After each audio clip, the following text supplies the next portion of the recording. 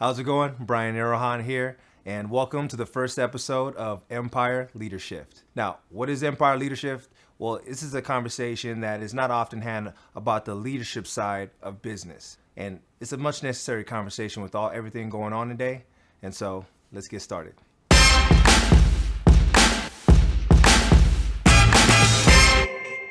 Welcome to the first episode of Empire Leadershift, and I think it's a very important conversation for us to have about staying uncomfortable.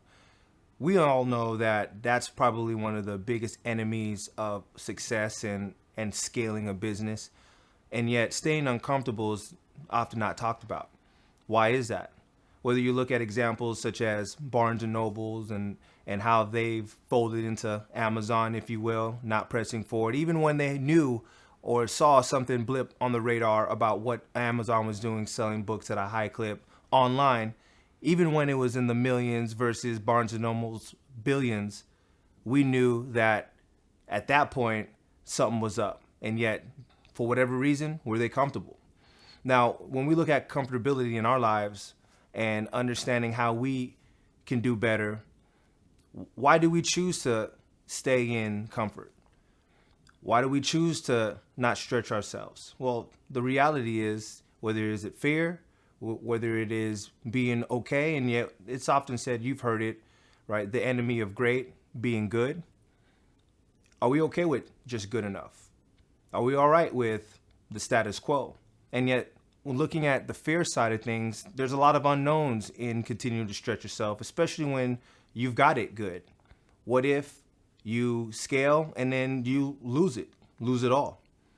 And so just a couple quick tips about why staying uncomfortable is important and how you can utilize these in your way to continue to scale and grow with efficiency.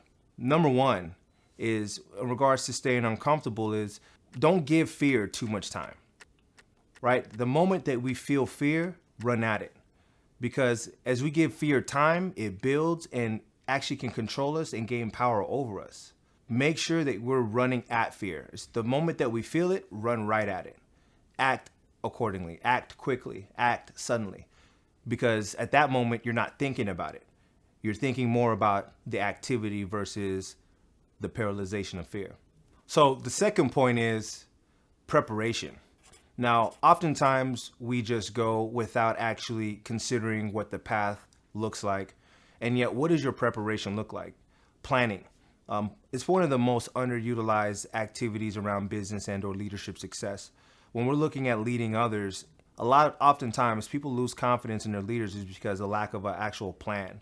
Where the leader is constantly changing the so-called plan or changing direction. Change of direction oftentimes loses momentum. Actually, a lot of times losing momentum. And so it's very important that we actually consider what the plan is, get the buy-in from the team. Once you've got the team on the same page, then making action happen. And then checking in on the progressive results and making sure that overall that everybody's bought in and the activities are being implemented. Now, it's all right to have course corrections, and yet give the plan time to play out and then assess and then come back to whether or not the plan is actually working. So overall, really being able to stay in comfort is about, number one, not giving fear the power over you, and then having an actual plan of action on how you're going to achieve greatness and leaving good behind. Let's make it happen. Check it out.